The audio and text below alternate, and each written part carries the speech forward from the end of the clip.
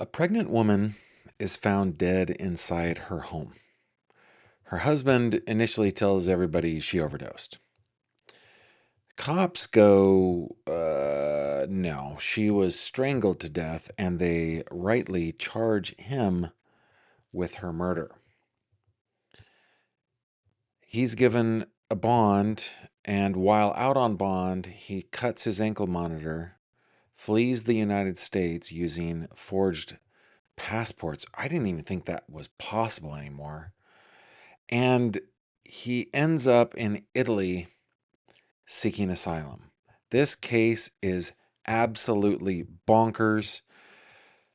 We're going to go through it step by step because not only are we talking about the murder of a beautiful mother of two, soon to be mother of three, beautiful, and just that time in life where your kids are little is just such an important time.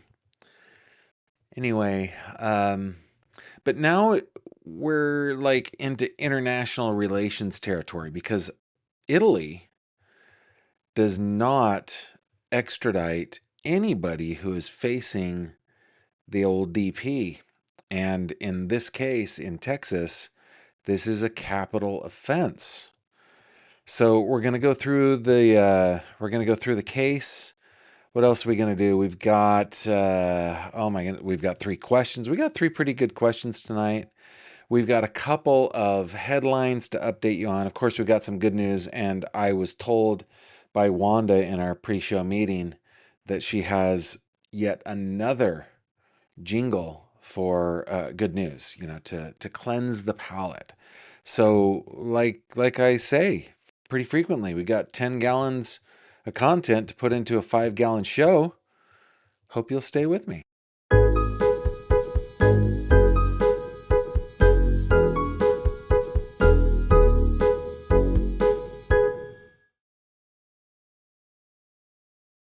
This video contains mature themes and discussions intended only for adult audiences. Viewer discretion is advised. Hello there, my friend. Welcome back to another true crime conversation with me, Gavin Fish. Thank you so much for being here. Thanks for tuning in. Thanks for doing it wherever you are. Tell me in the comments where you are tuning in from right this very moment. You could be watching on the live stream on YouTube. You could be in the rewatch crew. You could be watching on Spotify Premium Video or listening throughout the world on the podcast version of this, the audio part of it. If you are listening to the audio, thank you so much. But we're going to have some, like, we have graphics and stuff. I don't know, just if you feel left out. I want you to be able to see if that's your thing. If not, it's just an invitation. Just an invitation. Robin, my amazing moderator, might have noticed that I have the light in above me old desk in the background set to a purple hue. Well, in this particular case, the family and friends of Christa, our victim here is Christa Gilley. Let me bring up a picture here. Christa Gilley, 38, 39-year-old. I've seen it reported different ways.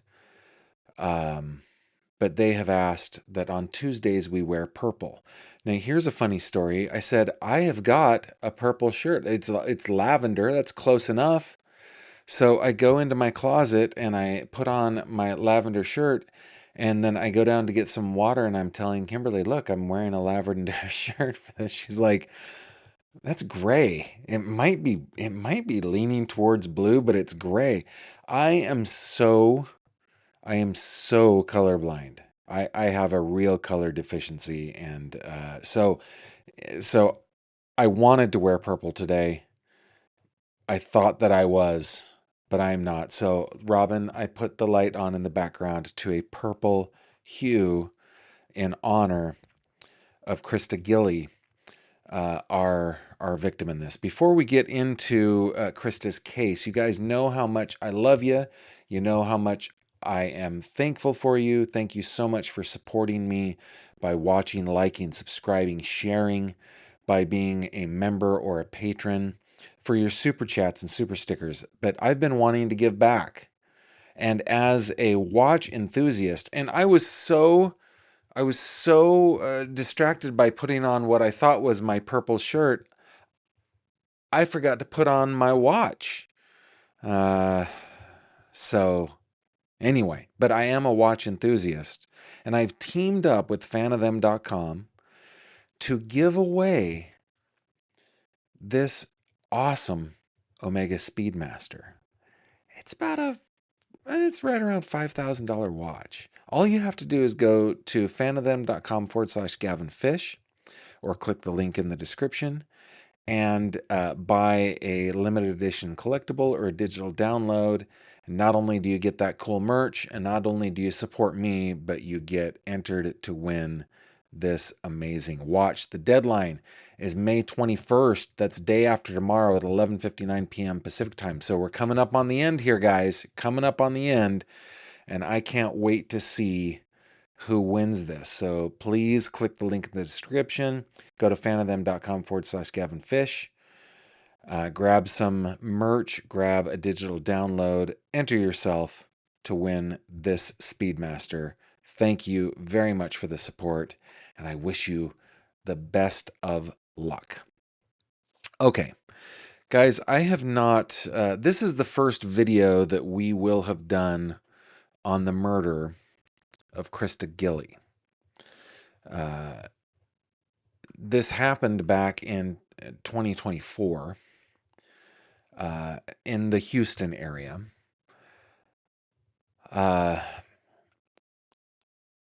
But recently, because of the whole Italy thing, like skipping town, full on cutting off his bracelet and getting a fake passport, getting on a plane and making it all the way to Europe where he claimed asylum, I had not been taking a look at it. And I think that the best way to go back and familiarize ourselves with this case is to do so through terrific reporting.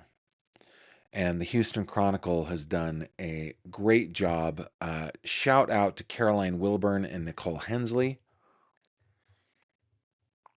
They are the two main reporters. Did I say Carol? It's Caroline Wilburn, Nicole Hensley. Let's see if there's anybody else that worked on this. I'm going through all of, yeah, it's mainly them. They have kept up on this.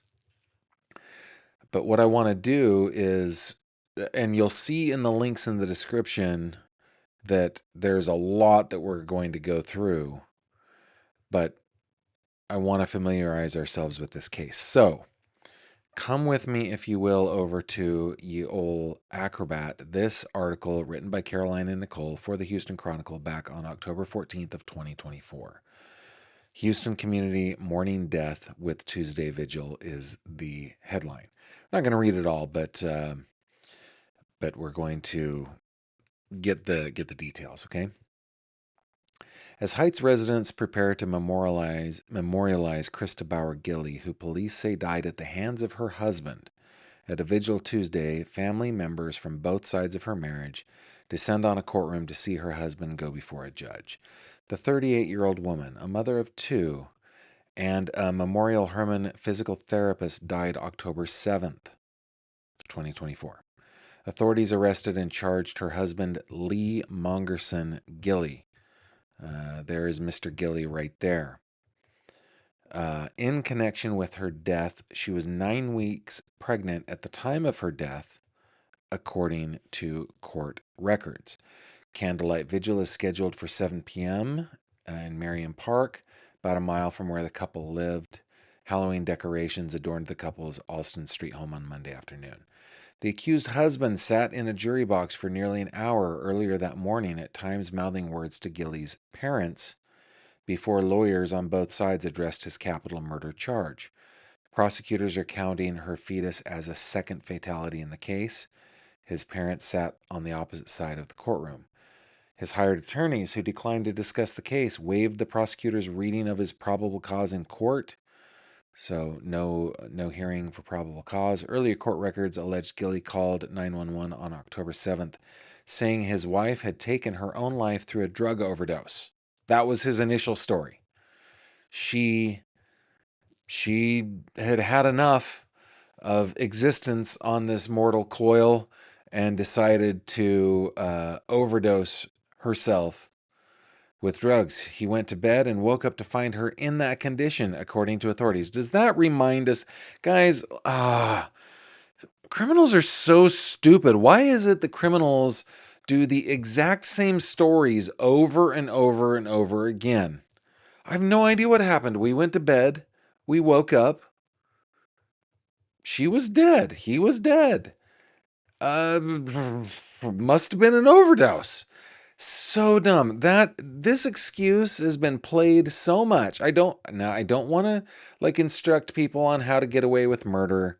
In fact, if you are the kind of person that would make that excuse anyway, you're not going to get away with it. You are a dill hole, a complete and utter idiot.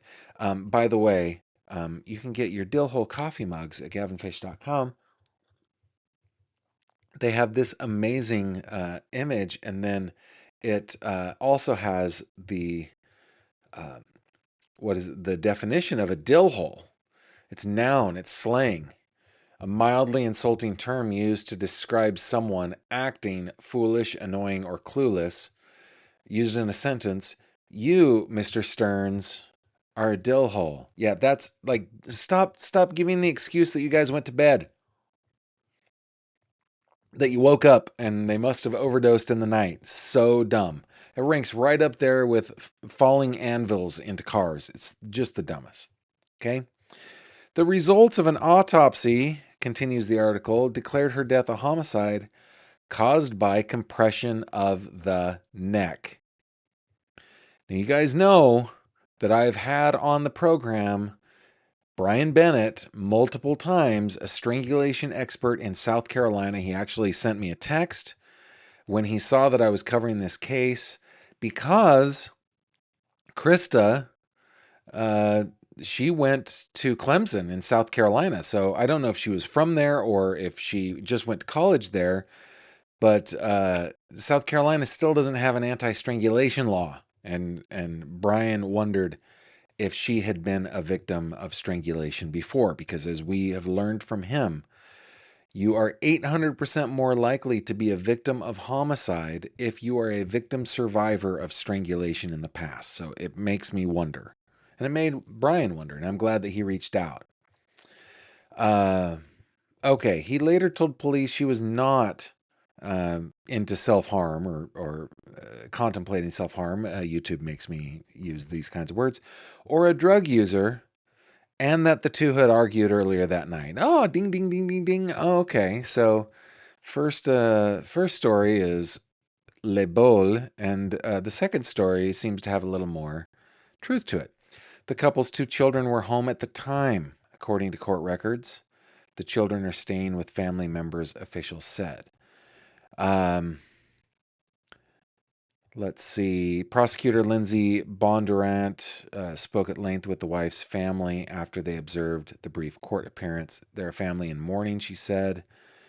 They've just undergone something extremely traumatic and serious with the loss of their daughter, a sister, and a mother. In a statement, the family said Christa Gilley was, quote, excited to welcome her third child. They were taken from this world needlessly and way too early, the statement provided by their lawyer read. So that's that. This is how the story starts. The story starts with a woman dies. Woman is said to have done it to herself by her faux grieving husband, who said she must have overdosed. And then autopsy is performed. No, we got some strangulation issues here. Well, we had fought earlier in the day. I'm so glad that criminals are so freaking stupid. The scary ones are the ones that aren't, right? That we don't know about. Okay, so that was October 14th. 2 days later, Caroline Wilburn reports in the Houston Chronicle about the vigil honoring Christa Gilley. As the sun set on the Heights neighborhood, over 100 of Christa Bauer Gilley's close friends and family members filed into Marmion Park, some wearing purple, some stopping to grab a candle, and some sharing a hug with fellow mourners. Once the sun set, attendees lit candles as harp music rang out from the park's flower-adorned gazebo. The hour-long service honored the life of Gilley, a 38-year-old mother of two and a Memorial Hermann physical therapist, who died October 7th. Her husband, Lee Mongerson Gilley, another picture of Mr. Gilley, also 38, was arrested Friday and charged with capital murder in connection with her death. Gilley was 9 weeks pregnant. And then they report that they stayed off the park premises, that attendees were wearing purple in honor of DV awareness. Let's see. As a result of DV and firearms, pregnant women in the United States are more likely to die from homicide than from birth-related issues, a Harvard study found. And that is a sad, sad statistic. Yeah, so Christa was incredibly loved, and that she also did a lot of loving herself. And so many people showed up in support of her and her family, said Hannah White, a lead pastor at Village Heights Church. Continuing the quote, I think it was very indicative of who we are as a community here in the Heights, that we know how to be good neighbors, and that when tragedy strikes, we're all affected, and we're all in it together to support. Though White didn't know Gilley personally, she said others described her as someone who had a big heart and knew how to be kind in every situation. Quote, we know that it's what she would have done if the situation was different, that it's what she would have done for our kids, White said, so it's what we wanted to do for hers. In addition to her work at Memorial Hermann as a physical therapist, Gilley was a cardiopulmonary faculty member with the University of Texas Medical Branch. Several of her students attended the vigil. So this is not only just this is not a beautiful mother. This is an accomplished woman, someone who is a net gain, a positive member of our society and their community. And it's just so senseless, man. You know what I forgot to do? I forgot to check in with you guys just to see where you guys are tuning in from. What are you doing, Gavin? Let's go back there and see that. Emmy, you're with us from San Jose. Let me just make sure that my system is working here. Emmy checking in from San Jose. There you are. Good to see you. We got greetings from the home of Austin City Limits TV show. Thank you very much for being here. Santa Monica is here. Glad you're here as well. Allie Taylor says, sad about this information. It is sad. It's so sad.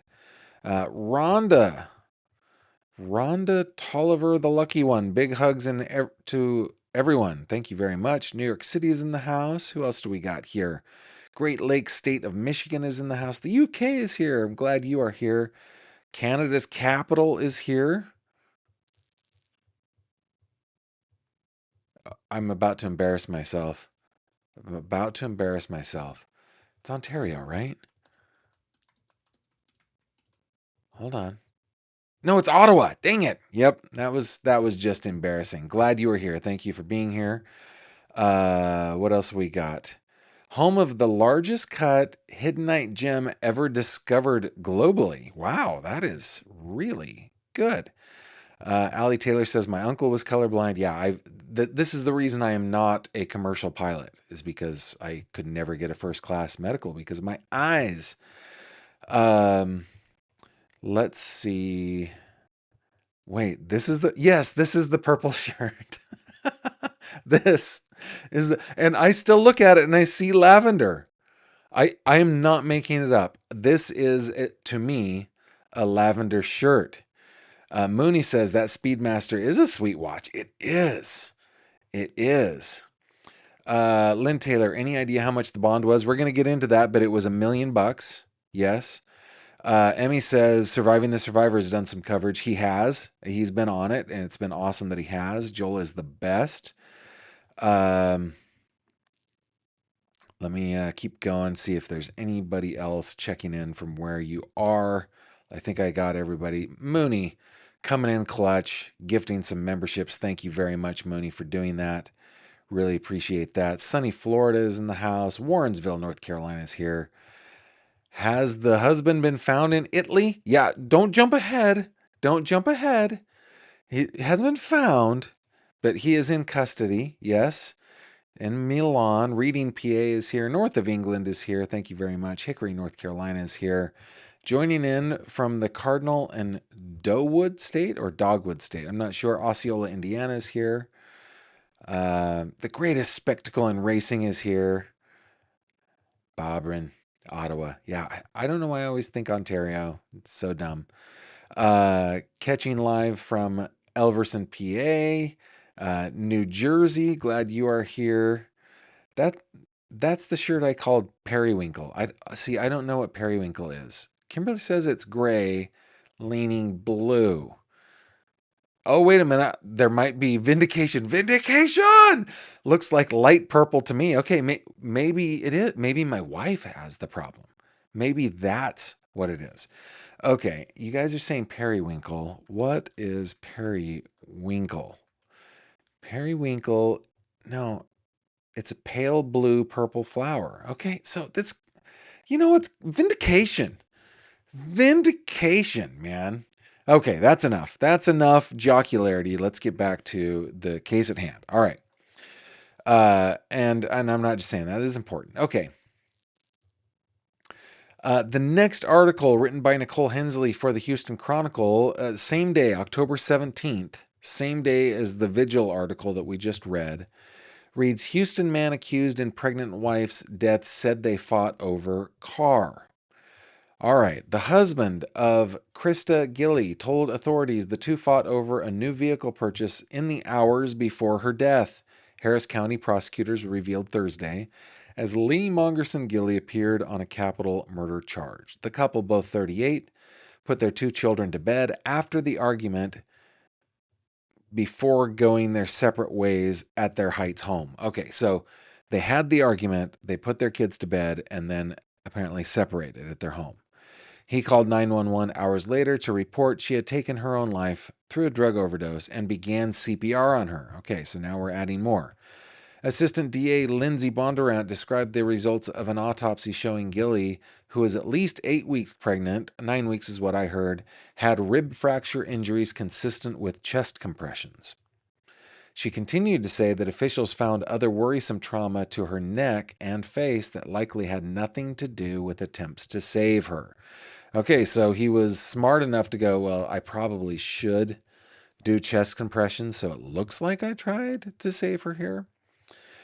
Court records show Gilley had discolored skin, facial swelling, hemorrhaging, and other bone fractures consistent with strangulation. Her father appeared, this is probably the understatement of the century. Her father appeared distraught in the courtroom as he heard Bondurant's account of her injuries. The husband, who told authorities he did not know how his wife got her injuries, initially appeared in court Monday, but his case was postponed to assess bail. He returned to court, scanning the gallery for familiar faces. His lawyer whispered to him that his parents had since left the courtroom. Bondurant described the results of an autopsy while urging a judge to set a high bond amount for Lee Mongerson Gilley. Her office earlier took steps to hold a hearing to deny bail in the husband's case, a proceeding that would force prosecutors to reveal evidence in open court. Prosecutors instead asked for $3 million rather than going forward with a hearing. Interesting. Okay. His defense attorneys asked for $200,000, but the judge ordered him held on $1 million bail. $1 million bail. One of the lawyers, Ed McLeese, expressed his client's devastation about Christa Gilley's death, but noted there's still much to learn about what happened inside their home. Quote, we're working very hard to try to get to the bottom of what actually happened, McLeese said. his heart, our hearts go out to all the people who are affected by his wife's untimely death. This stuff kills me, okay? Now listen, I'm okay with a lawyer being a lawyer. Okay? I'm totally okay with that part, especially we need good defense lawyers. Sometimes I roll my eyes so hard that I pull a muscle above my teeth, kind of like there's just so much stretching in my eye roll. But what I hate is the alleged perpetrator, the alleged murderer, acting as if he is the grieving husband slash significant other slash boyfriend, whatever. That kills me. The Sam Goldberg telling the media, mental health is real, and like, oh, I just wanted to. Speaking of strangulation, I wanted to do it like an old Looney Tunes cartoon when he said that. Like, come on, man. The evidence shows that Ellen Greenberg was strangled and murdered. It's not germane to the conversation about mental health. Okay? And that's how I feel about this.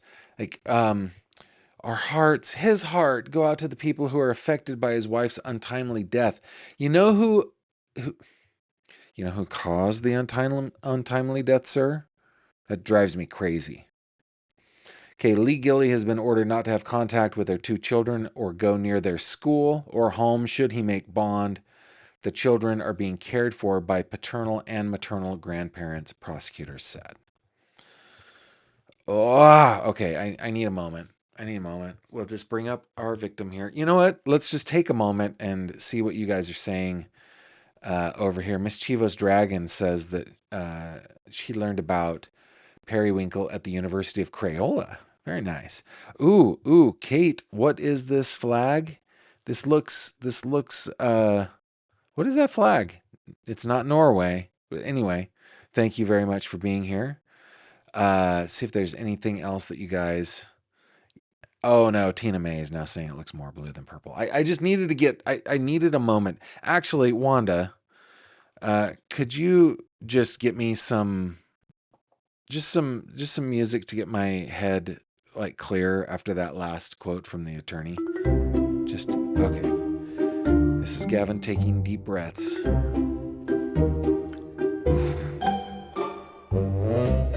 Ooh. Wanda's in there playing the tuba and the trombone. It's doing a great job. Okay. That's enough, Wanda. Thank you very much. That got my blood boiling, crying out loud. That just, Okay.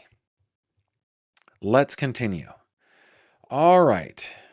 Same day, October 17th. Was it the same day for 3? No, one was... The Vigil article was the 16th, then the 17th, and then a second article the 17th. This written by Caroline Wilburn. I'm going to keep Christa's picture up during this. Just, I think it'll make me feel better. How about, look, that's a happy person. Such a great picture. My goodness. Who took that picture? That photographer did a great job. Okay. Written by Caroline Wilburn, couple at center of Texas capital murder case. Let's see. The parents of Christa Bauer Gilley sat in a Harris County courtroom Thursday as they awaited a judge's bail decision. Okay, so we know about that. Oh, the reason I brought this one up is it has a section, Who is Christa Gilley? She's a Houston Heights mother of 2, was 38 at the time of her death. Before moving to Texas, Gilley graduated from Clemson University in 2008. She later earned her doctorate in physical therapy from the University of Pittsburgh in 2011. From Pitt. Awesome. She worked as a senior physical therapist at Memorial Hermann and was a cardiopulmonary faculty member with the University of Texas Medical Branch. That's an amazing person. My goodness. Who is Lee Mongerson Gilley? Let's read this one. Also 38, also attended Clemson University. Court records show he's self-employed software consultor is the word that they use, not consultant. Software. Somebody tell me the difference between a consultant and a consultor. English is a terrible language. It's the one that we have, though, so we're going to keep going with it. Okay, and that's all they say about it. That's all they say. That the couple shared two children, ages 3 and 2, back in 2024. So they would be, you know, what, 4 and 6 or 3 and 5, depending on when their birthdays are. They're in the care of their grandparents. So all we knew about Lee at this point is he also went to Clemson and that he was a self-employed software consultor. Okay, now we get to November 1st of 2024, an article in the Houston Chronicle by Nicole Hensley again that says, Houston man accused in wife's death considered fleeing. This, if we were reading a book, would be considered foreshadowing. Oh, I considered fleeing. Maybe I might consider that again. Okay, a man accused of killing his pregnant wife at their Heights home contemplated fleeing with their two young children soon after police interviewed him about her death, according to testimony in child custody hearings or proceedings.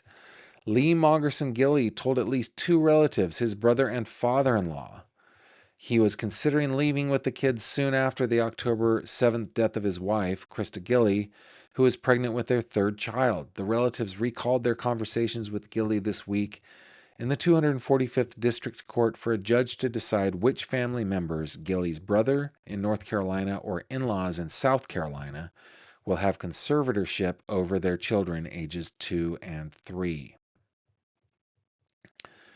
A judge in Gilley's criminal case earlier prohibited him from having contact with the children who were home at the time of their mother's death, ordered his passport to be surrendered. Passports for the children were given to the maternal grandparents. Let's see. Ed McLeese again says, under no circumstance was Lee Gilley ever planning on fleeing the jurisdiction. He will continue to comply with all bond conditions with the court. Gilley, meanwhile, is free after posting $1 million bail. With a court-ordered curfew, he is scheduled to return to court on the 20th. Yeah, so we don't really need to get into the conservatorship. Of course, that's going to be acrimonious and contentious, as I think it's probably appropriate to be. I'll bring Christa back up. Oh my goodness. What a beautiful photo. For those of you listening, this is like a selfie in a mirror where she's holding up the sonogram of her pregnancy, pregnant self. Okay, now that is all the Houston Chronicle wrote about this story until May 5th, 2026. So we went from November of 24 to May of 2026. 18 months, 1 year and 1/2.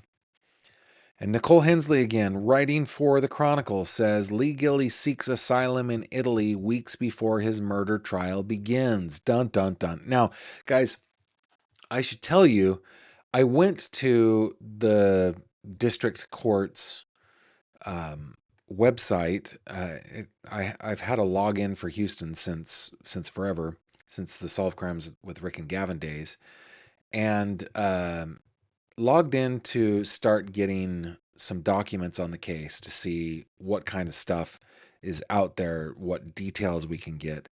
Most of it is not available. And I think it's because of an order by the judge. So I think that's why there is such a time gap in the reporting on this, 1.5 years, because the media were prevented from getting any information, and I believe the lawyers were prohibited from speaking to the media as well.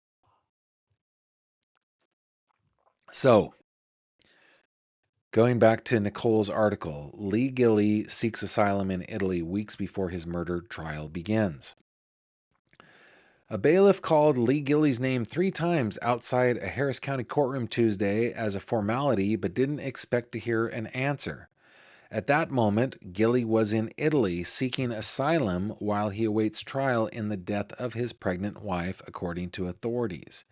At a court hearing Tuesday, the judge in the case tried to piece together how Gilley fled the country and why it took days for county officials to notify the judge. Ooh, this is infuriating. Gilley, 39, arrived in Milan after cutting off his ankle monitor Friday night and presenting false documentation in Toronto, Canada, and again as he entered customs in the northern Italian metropolis, Harris County prosecutor Lauren Bard said in court. She received a call from FBI agents in Rome around noon Monday that with word that Gilley had been detained with questionable travel papers. So they were good enough for him to get on a plane out of Canada, but not good enough to enter Italy, thankfully. Gilley confessed his real identity and requested asylum from his capital murder prosecution when authorities tried sending him back to Canada.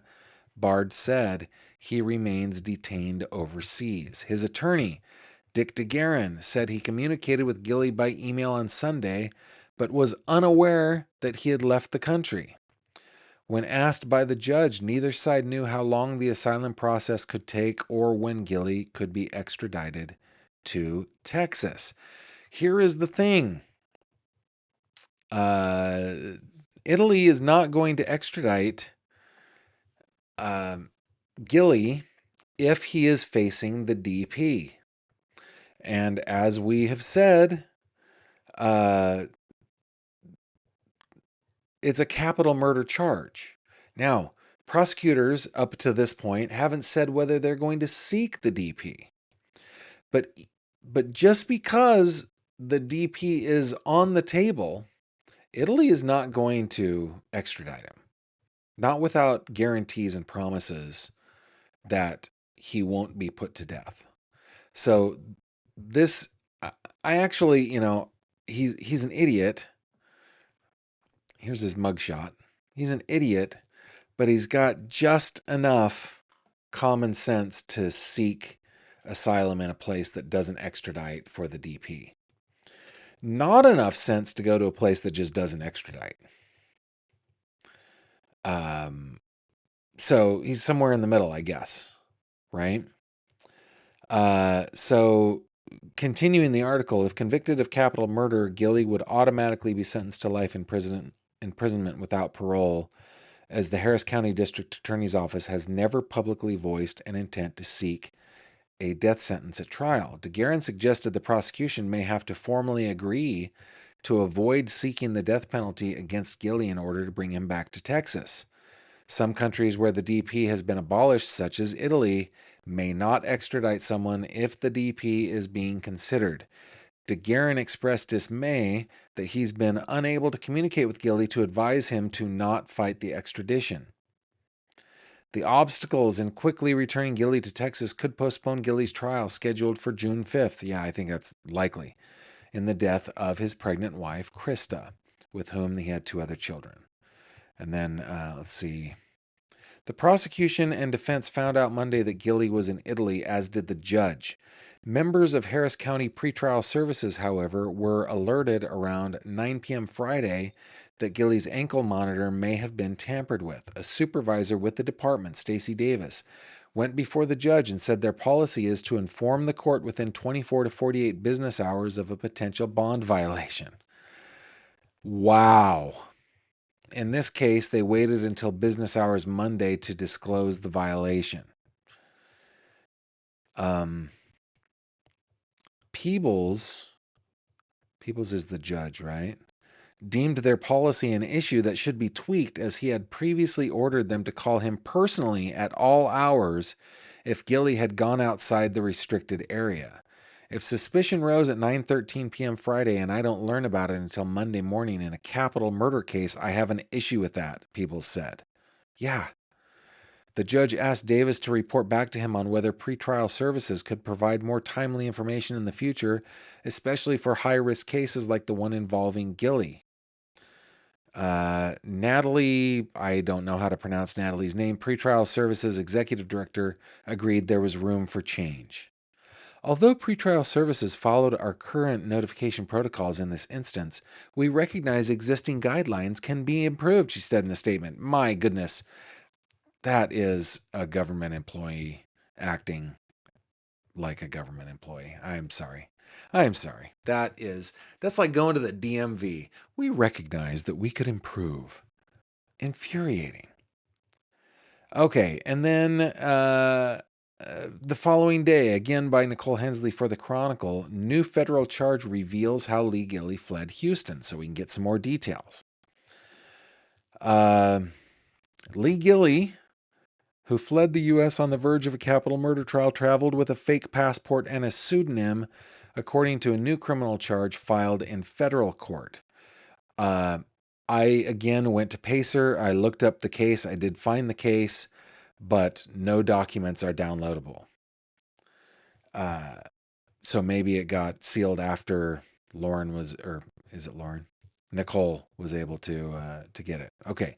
A federal complaint for interstate flight to avoid prosecution was filed against Gilley on Tuesday. Authorities allege in court papers that Gilley traveled under a forged identity as Le Jeune Jean-Luc Olivier.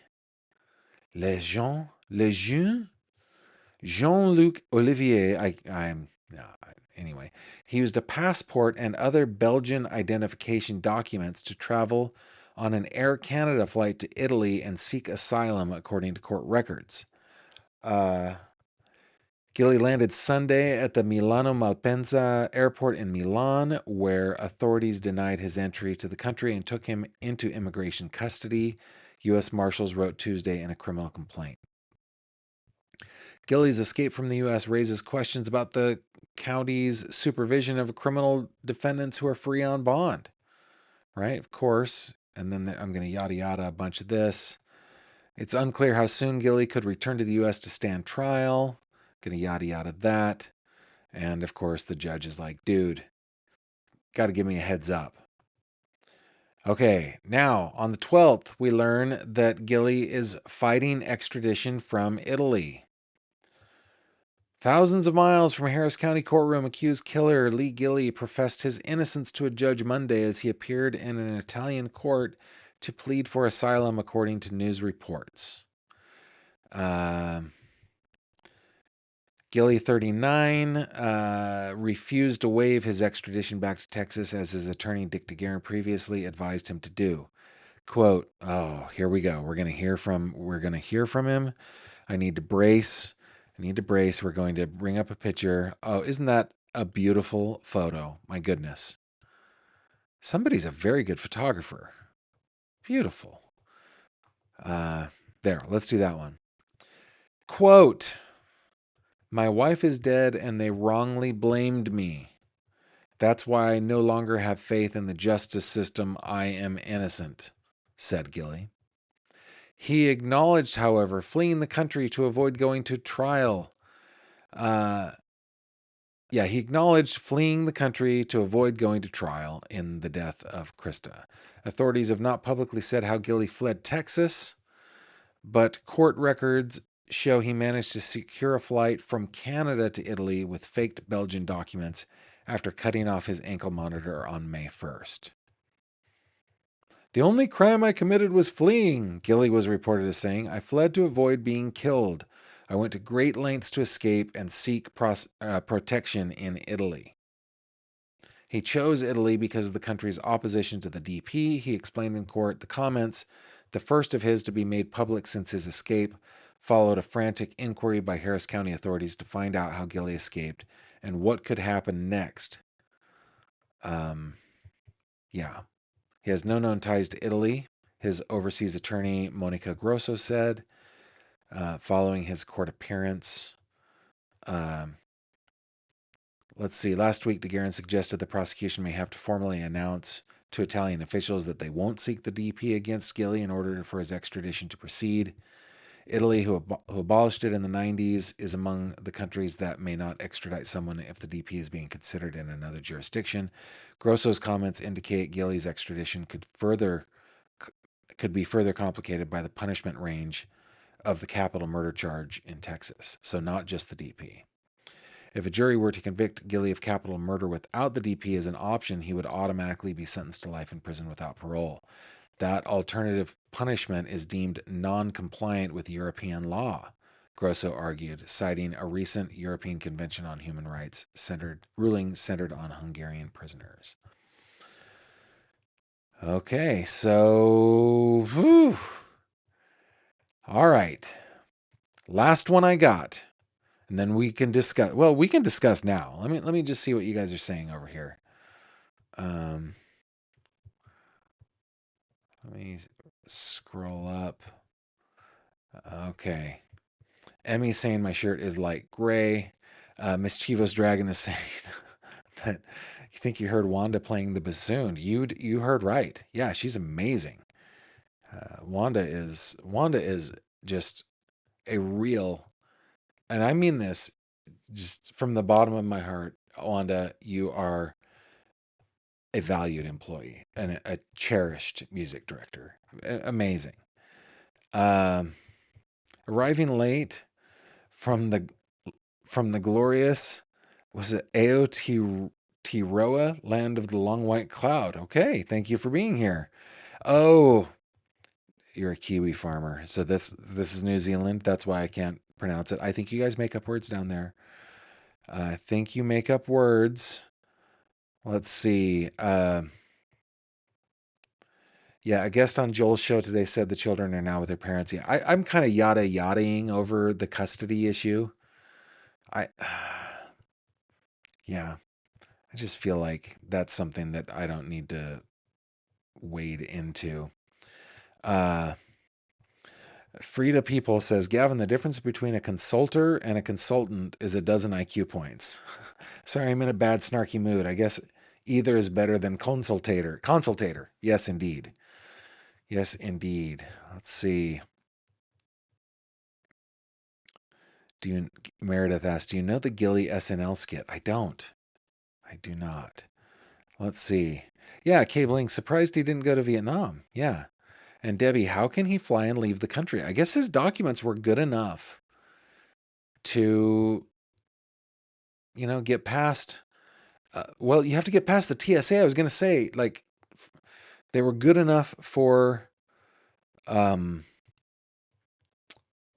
like Delta or Air Canada or whatever to go, yeah, this is definitely a passport. Welcome aboard. But you had to get past the TSA. So it's crazy. It's crazy. He flew out of Canada to Italy. That is correct. Emmy says his attorney represented former mogul Robert Durst. Ooh, the infamous. The infamous. Christine Meadows. Gavin, please explain why other countries care if someone could get the DP. Yeah, they are legally and morally opposed to it. They think that it crosses a moral line. That putting somebody to death for murder, for example, it crosses a moral line, and therefore don't want to participate in it. It's just that simple. A lot of the countries that are like that have long histories of being ruled by despots who would put somebody to death at the drop of a hat, and so they don't like it. And if they have somebody on their soil that could be facing death as a consequence of their crime, they take it very seriously.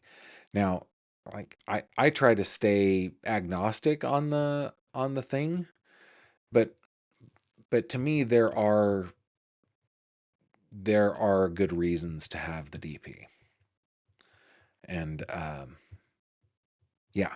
And Mooney, that's a great question. No life without the possibility of parole in Europe either, apparently, according to the argument from his lawyer, from Monica. Yes, indeed. So Lynn Taylor says, so he sits in jail in Italy. How are their jails? I don't know. I imagine they're not the best in the world. Meredith says, what do you think will happen? I think life without parole will happen. I think that he will be extradited eventually from Italy because, I mean, what's the option? Italy would be like, wait a minute, we have a killer here. He can't stay here, right? I think that there probably will be negotiations behind the scene that, behind the scenes um, that get him back on soil without facing the DP, but still facing life without parole. Gavin did not get his haircut, everybody. Everything's okay. Gavin did not get his haircut. Gavin is just in a ponytail right now. I got to say, though, I'm sick of this hair. I'm sick of it. I've had enough. I'm ready for my regular hair to be back. That's where I am. Anyway, let's get back to it. Okay? Getting back to it. Remember to put GF in your comments if you want me to see them. Okay. Javi, I want to make sure that I'm going to the right place. Yes, I am. Okay. All right. So the question now becomes, what? How did he get those documents that were good enough to get on a plane, right? Well, there's an article from May 14th, just 5 short days ago, written by Nicole Hensley in the Chronicle, that says Lee Gilley's brother denies helping him flee Houston for Italy. Authorities, says Nicole in her article, have questioned the family of Houston fugitive Lee Gilley amid an investigation into how the capital murder defendant fled the United States. Lee Gilley's older brother Matt testified Tuesday in a Harris County child custody hearing that law enforcement visited his North Carolina home and spoke to his wife following his siblings' escape ahead of his June trial. The visit followed worries by other relatives that Lee Gilley, accused of killing his pregnant wife, Christa, could direct his brother to help deliver the couple's kids to him. Matt Gilley didn't say what authorities asked his spouse, but while sitting alongside her on a Zoom call, he denied helping Lee Gilley flee the country, denied having knowledge of his flight, and denied any plot to bring the children overseas. He said he wanted what was best for his brother's children. Quote, "They just don't have parents right now, and they deserve better than all this hate and negative energy," the brother testified. "We want to give them as much as we can to get away from this." The brother has since hired a Houston-based criminal defense lawyer, Sarah Moss, to represent him. He's not been charged with a crime. Moss declined to comment on Matt Gilley's testimony, citing a gag order preventing attorneys from discussing some aspects of the case. Lee Gilley, the 39-year-old software engineer, was free on a $1 million bond following his arrest, blah, blah, blah, blah, blah. The brothers last communicated on May 1st, the day Lee Gilley removed his ankle monitor and left for Italy, where he is seeking asylum, according to testimony. Matt Gilley sent his younger brother a text message saying that Lee Gilley's daughter loved a song by Texas singer-songwriter Forrest Frank during a recent visit. Quote, "Give hugs to the kids," Lee Gilley responded. The message did not cause concern for Matt Gilley until later, he testified. The time of the May 1 message was not disclosed during the court hearing.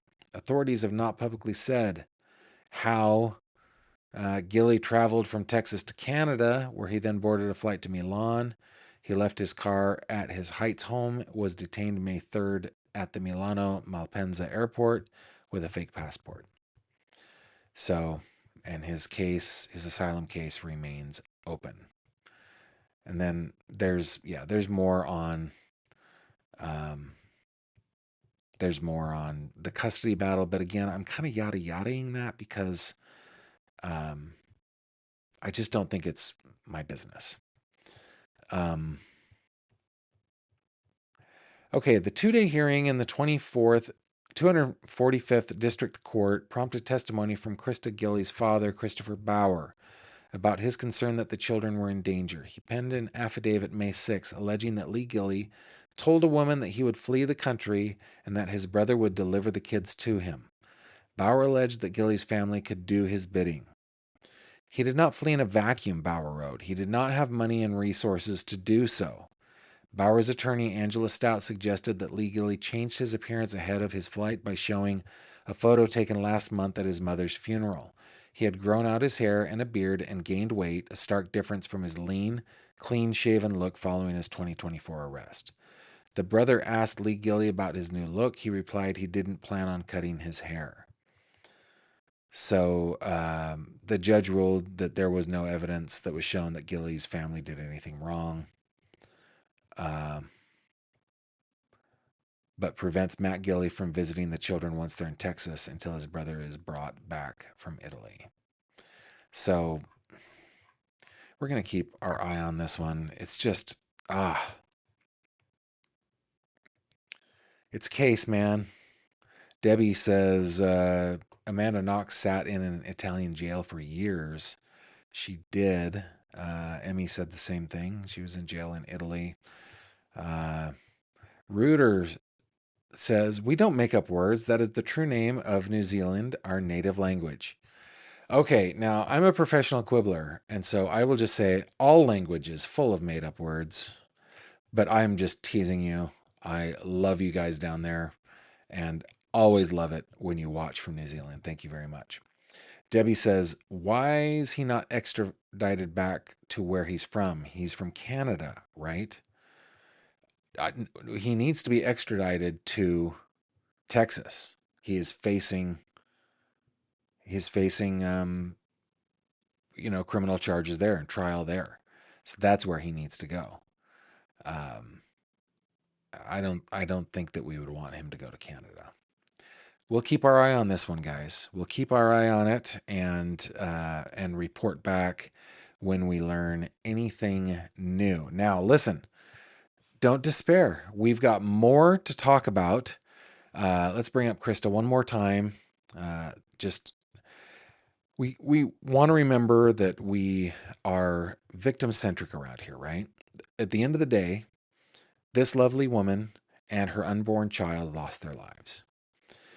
And senselessly and needlessly. Over what?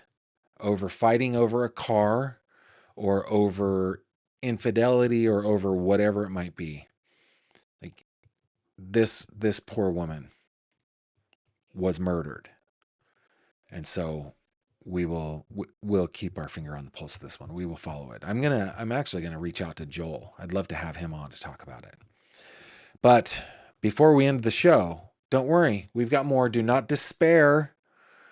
We have got some headlines to go over in the Anna Kepner case, in the Tyler Robinson case. We've got some good news to talk about.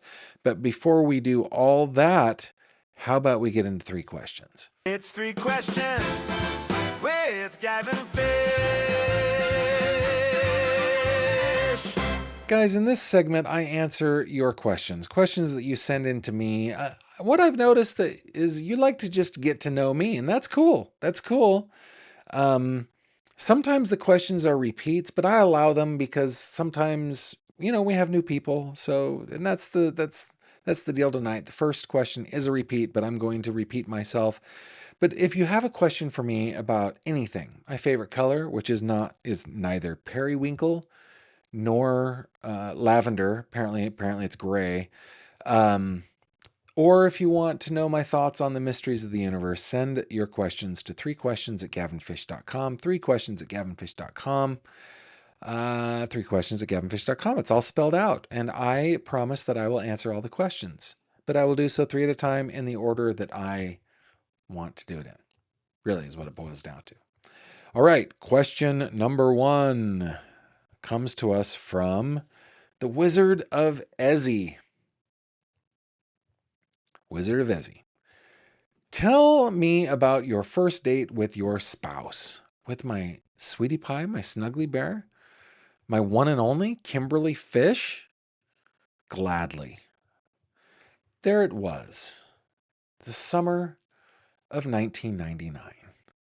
Wanda, we're doing a flashback. We need flashback music. There it was.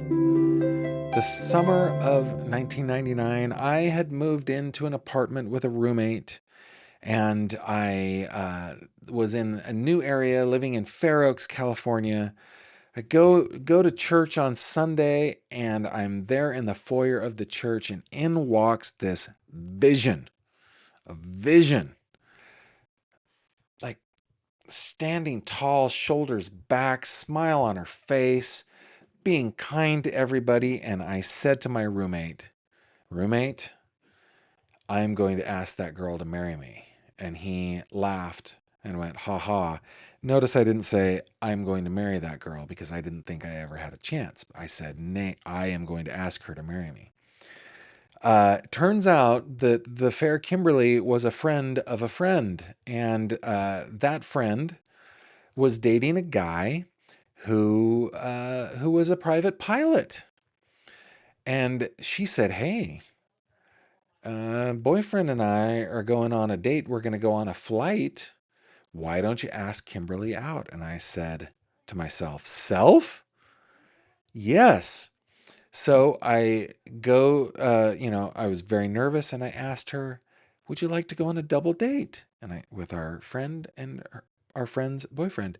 And she said, yes. I said, our plan is to uh, go to Sacramento Executive Airport, take a plane, and fly down to Half Moon Bay. We're going to fly over the bay. We're going to go over the Golden Gate Bridge. We're going to hang a left, go down the coast, land in Half Moon Bay, and just have dinner. What do you think? I thought it was most impressive. And she said, that sounds great. When I picked her up, man, she looked good. She was overdressed.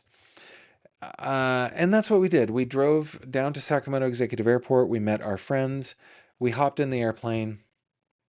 We flew at sunset over the San Francisco Bay, over the Bay Bridge, over the Golden Gate Bridge, hung a left, went down the coast as the sun was setting on our right, and landed in Half Moon Bay, where we then parked the plane, went and grabbed a pizza, and we had brought some bubbly non-alcoholic liquid to drink, whatever it was, apple cider or something, I don't know. And we walked out into the marina, sat down on the docks, put our feet in the bay, and ate pizza and drank bubbly, sugary drink. And then we did the reverse. We flew north, back over the bay, up into Sacramento, and landed. Now, turns out, I didn't know this. Like, she was a champ. I thought it was the best date in the history of ever. But it turns out that my fair now wife of 26 and a half years gets very motion sick. She was not doing well that day. Plus, she had it in her mind that this was a Pretty Woman moment, where we were going to get into like a Learjet or a Citation or some crazy awesome jet and be flown down in this jet. And really what we were in was like a 1950s Cessna 182 fastback. She calls it a Volkswagen with wings. So it turns out it wasn't as impressive as I thought it was going to be. Nevertheless, we continued our brief and romantic courtship and tied the knot that November. From the moment I saw her in that church foyer to the moment I saw her across the altar becoming my wife was about 5 months. Yeah. Okay. Hope that answers your question, Wizard of Ezzy. I talked to a friend this week, an older guy. He's 25, 26 years older than me, who said that he proposed to his wife. They went on their first date on a Wednesday, and he proposed on Saturday. So I'm not as fast as they come, apparently. Kim asks, what is something that always makes you laugh? Scatological humor. I like scatological humor. I'm a person that is quick to laugh. I enjoy life. I have a fun time. I do joke around quite a bit. I tend to make friends with funny people, entertaining and enthusiastic people. Really looking forward to next month. We're headed back to California to celebrate my parents. having a family reunion. And while I'm there, I'm going to be seeing some old friends too. So there's going to be laughter abounding. I love a good comedy. That could be on TV. It could be a movie. It could be a play. I like a good comedy. Almost anything makes me laugh. And final question of the night. Tracy asks, what 3 sites did you like best when you visited the Czech Republic? Okay, so for those of you that are new here, I have done some pretty extensive travel in my life, but Tracy, I'm sorry to disappoint you. Almost all of my travel has been business related. So yeah, I've been to Prague. I've seen the Prague Castle, and I've seen the cathedral, and I've walked along the river. What is the river called? Is it called the Vladova or Vlodova? Vlodava? I've walked along the river. But time in Prague for me was filled with business meetings, being driven from one dealer to another. It was never, I was never there for fun. Typically on my trips, what I would do is I would take the weekend off, and so wherever I happened to be on my trip, that is where I would do some touristy stuff. Prague was never a place where I was there on the weekend. So, if I went through the hassle of going to Europe, then I would stay there for a while, right? Go to England, spend some time there, maybe go to France, go up into the Netherlands. Germany was always a place that I would go to. Poland, yeah, all the way up in Scandinavia. The Eastern Bloc, those were kind of precious few trips. But I was never there in order. But I saw the castle. I always look for old churches. I don't know. I love history, so I saw the what is that? The Saint. They just call it the Prague Cathedral, and now I can't remember which saint it is. Is the patron saint of that one. But saw the cathedral. I did a fair amount of walking down on the river. But that's about it. I hope that doesn't disappoint you. But yeah, that is my field trip report to the Czech Republic. And guys, those are your 3 questions. Now, I love it when you guys can answer questions too. Tell me briefly about maybe a special date you had with your snuggly bear. Tell me about something that makes you laugh, and then tell me maybe about your favorite place you've ever visited. I love to read those in the comments, so be sure to do that. And while you are typing those in, let's check out some headlines.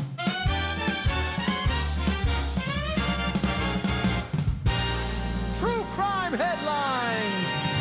Okie dokie. I've just got a couple headlines for you guys tonight.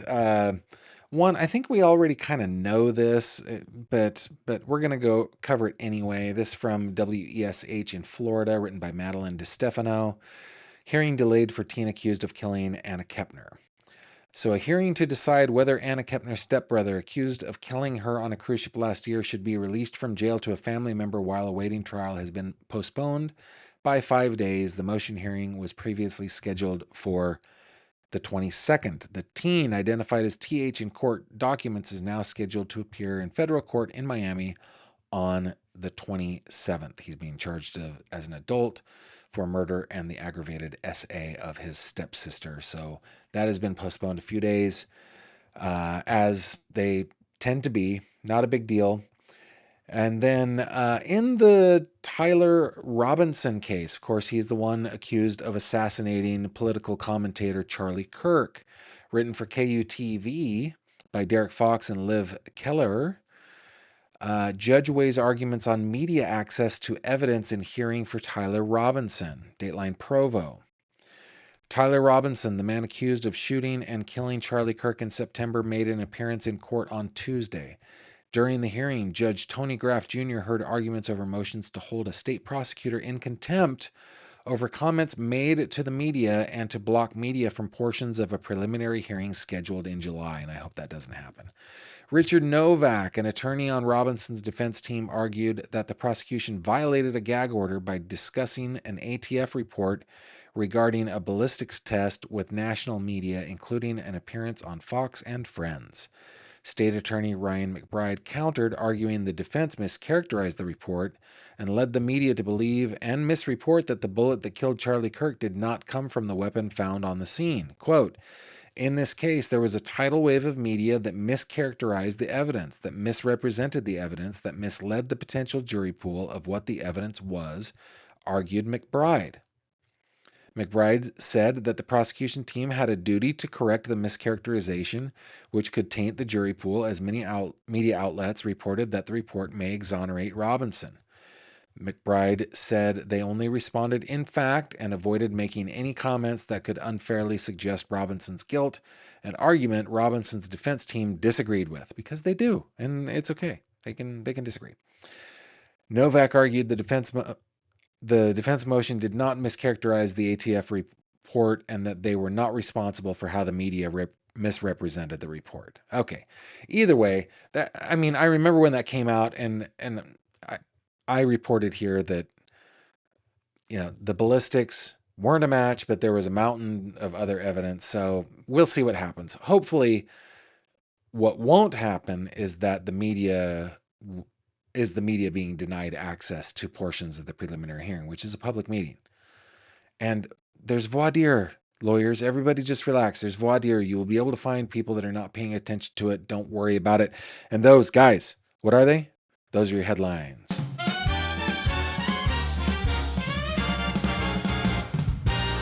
True crime headlines. Okie dokie. Penguin 338 says, America had native name places here that are just as hard. Punxsutawney, anyone? Conshohocken? Wissahickon? Aramingo, Towanda? You're right. I'm just jabbing. I'm just jabbing at New Zealand and Australia. Reuter says, Gavin, I really do love your personality and love the show. Never miss it. Thank you very much. I appreciate it. JFP says, Gavin, glad to catch you live midnight here in Scotland. Well, thank you for joining us from the land of Scots. Glad you are here. Let's see. Just Ducky says, I enjoy laughing at the bloopers they show at the end of movies. I like that too. And I like gag reels. I watch a lot of like Parks and Rec gag reels and Brooklyn Nine-Nine, 30 Rock. I love those gag reels. They're fun. Debbie saying, how did you know she was the one? Debbie, listen, I'm going to do this lovingly, respectfully, but you're trying to, you're trying to skirt around the rules of 3 questions. You need to send that into 3questions@gavinfish.com, and I will gladly tell you. 3questions@gavinfish.com. Sharky Sharona says, what really makes me laugh a lot recently is watching our dog Niner on hikes. He does these gazelle jumps over bushes.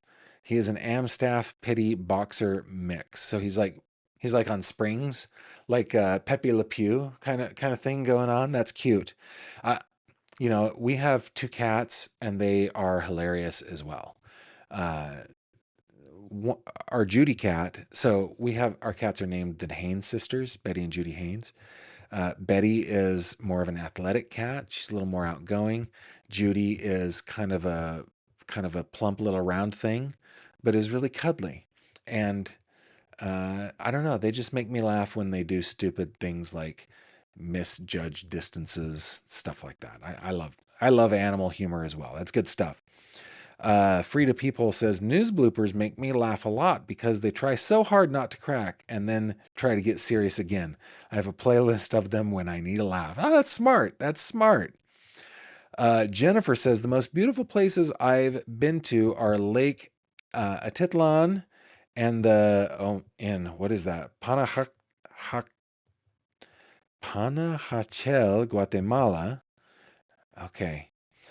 The lake surrounded by 3 volcanoes. Also, the beautiful mountains in the countryside of Swaziland. Very cool. Very, very cool. Glad that you have gotten to do some travel as well. I have not done any travel in Central America. I have been all over North America. I've been to parts of South America. I lived in Argentina.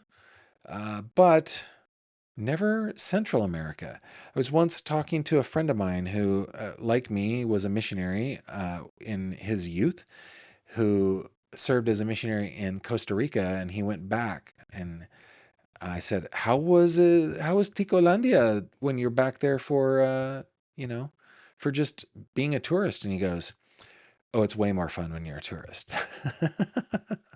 So anyway, pretty cool, guys. Thanks so much for participating. Thanks for your comments. Thank you so much for being here. Do not forget. Don't forget.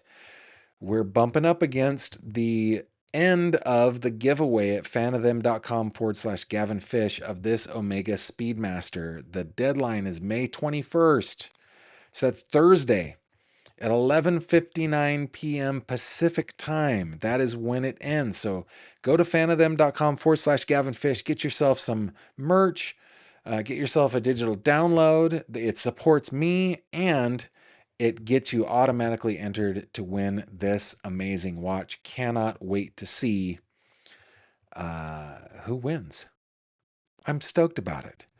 And then I guess the last thing while I've got your attention, let me make sure I've got it right up. Yes, you can always reach out to me on my website, gavinfish.com.